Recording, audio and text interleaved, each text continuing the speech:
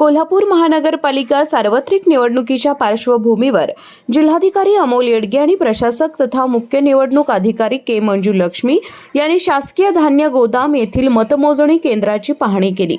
15 जानेवारी रोजी होणाऱ्या निवडणुकीनंतरची मतमोजणी या ठिकाणी पार पडणार आहे।